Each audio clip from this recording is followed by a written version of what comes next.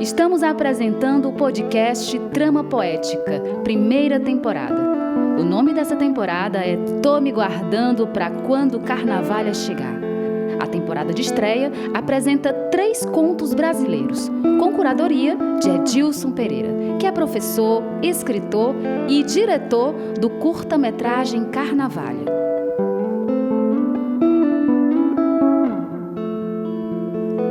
Neste episódio, apresentamos o conto Mineirinho, de Clarice Lispector.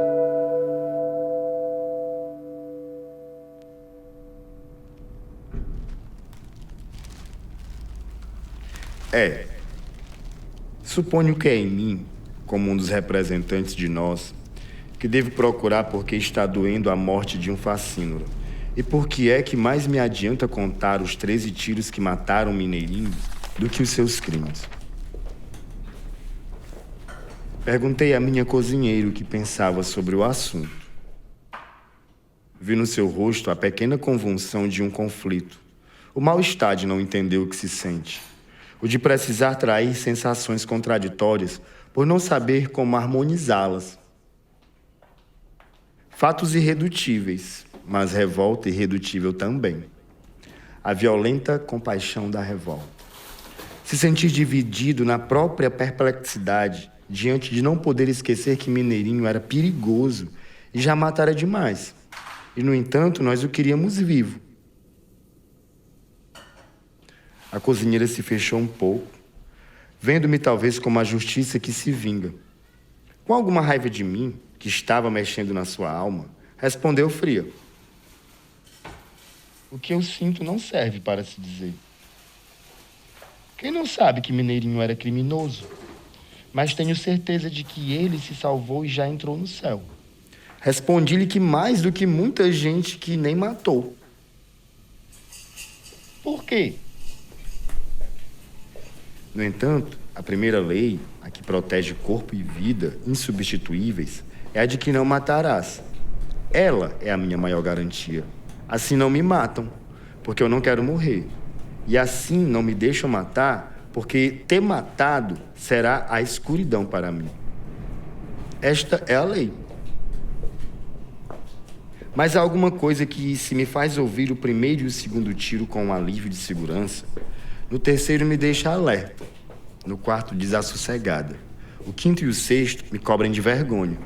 O sétimo e o oitavo eu ouço com o coração batendo de horror.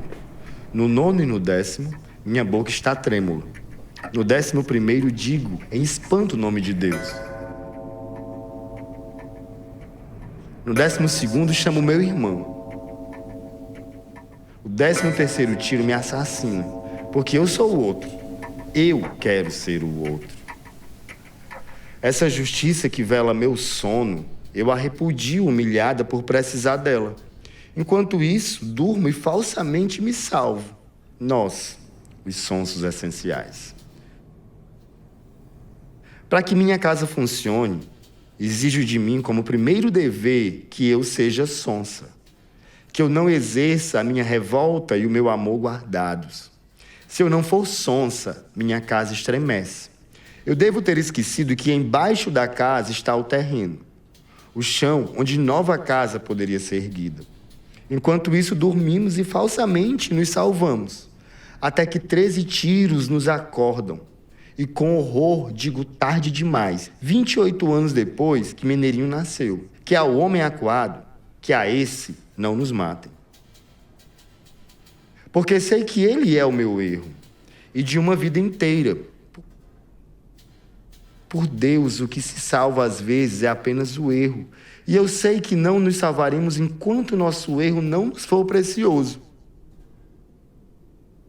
Meu erro é o meu espelho, onde vejo que em silêncio eu fiz de um homem. Meu erro é o modo como vi a vida se abrir na sua carne e me espantei. E vi a matéria de vida, placenta e sangue, a lama viva. Em Mineirinho se rebentou meu modo de viver. Como não amá-lo, se ele viveu até o 13º tiro que eu dormia? Sua assustada violência, sua violência inocente, não nas consequências, mas em si inocente como a de um filho de quem o pai não tomou conta. Tudo que nele foi violência é em nós furtivo, e um evita o olhar do outro para não corrermos o risco de nos entendermos, para que a casa não estremeça.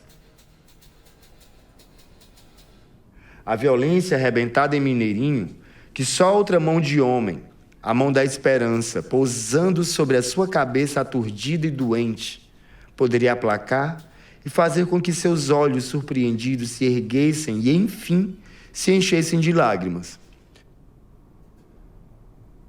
Só depois que um homem é encontrado inerte no chão, sem o gorro e sem os sapatos, vejo que esqueci de lhe ter dito, também eu.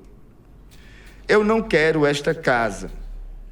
Quero uma justiça que tivesse dado chance a uma coisa pura e cheia de desamparo.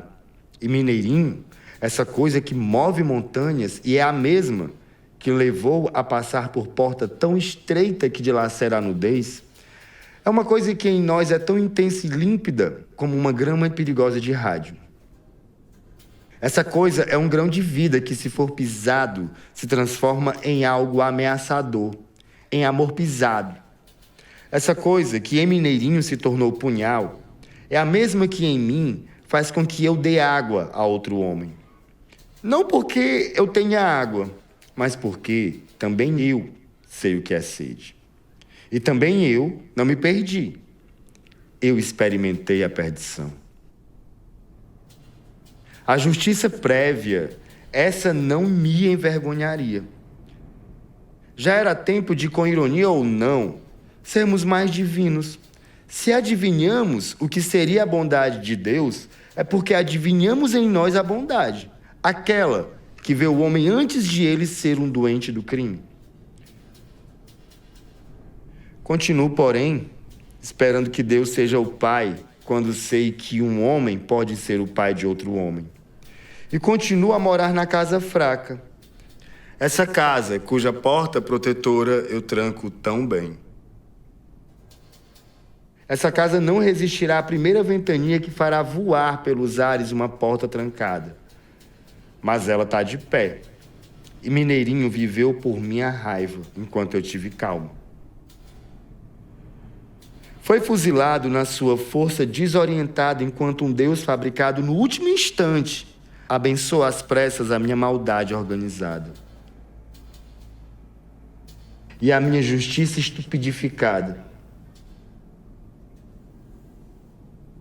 O que sustenta as paredes de minha casa é a certeza de que sempre me justificarei. Meus amigos não me justificarão, mas meus inimigos, que são os meus cúmplices, esses me cumprimentarão. O que me sustenta é saber que sempre fabricarei um Deus à imagem do que eu precisar para dormir tranquilo. E que outros furtivamente fingirão que estamos todos certos e que nada há a fazer. Tudo isso sim, porque somos os sonsos essenciais. Baluartes de alguma coisa. E, sobretudo, procurar não entender. Porque quem entende, desorganiza. Existe alguma coisa em nós que desorganizaria tudo. Uma coisa que entende.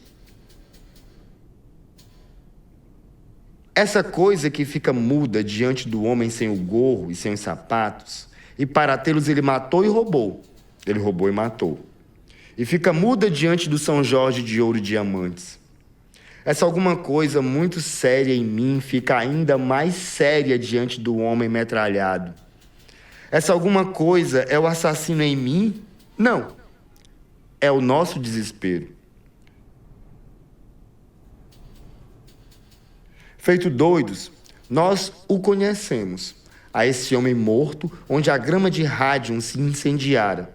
Mas só feito doidos, e não como sonsos, o conhecemos. É como doido que entro pela vida que tantas vezes não tem porta. E como doido compreendo o que é perigoso compreender. E só como doido é que sinto o amor profundo, aquele que se confirma quando vejo que um rádio se irradiará de qualquer modo. Se não for pela confiança, pela esperança e pelo amor, então miseravelmente pela doente coragem de destruição. Se eu não fosse doido, eu seria 800 policiais com 800 metralhadoras e esta seria a minha honorabilidade. Até que viesse uma justiça um pouco mais doida, uma que levasse em conta que todos temos que falar por um homem que se desesperou porque nele a fala humana já falhou. Ele já é tão mudo que só o bruto grito desarticulado serve de sinalização. Uma justiça prévia que se lembrasse de que nossa grande luta é a do medo. E que um homem que mata muito é porque teve muito medo. Sobretudo uma justiça que olhasse a si mesma e que visse que nós todos, lama viva, somos escuros. E por isso, nem mesmo a maldade de um homem pode ser entregue à maldade de outro homem, para que este não possa cometer livre e aprovadamente um crime de fuzilamento. Uma justiça que não se esqueça de que nós todos somos perigosos e que na hora em que um justiceiro mata, ele não está mais nos protegendo nem querendo eliminar um criminoso. Ele está cometendo o seu crime particular, peculiar, um longamente guardado. Na hora de matar um criminoso, nesse instante está sendo morto um inocente. Não é que eu queira o sublime, nem as coisas que foram se tornando as palavras que me fazem dormir tranquila. Mistura de perdão, de caridade vaga. Nós que nos refugiamos no abstrato. O que eu quero é muito mais áspero e mais difícil. Eu quero o terreno.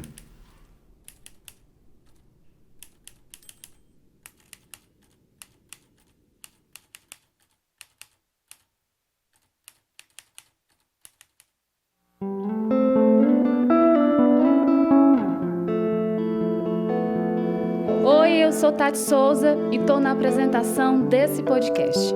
Na pesquisa e na leitura dos contos, Edilson Pereira. Na direção e na produção de som, Iron Cavalcante. Na trilha sonora, Tuan Fernandes. E nas mídias sociais, Hugo Freitas.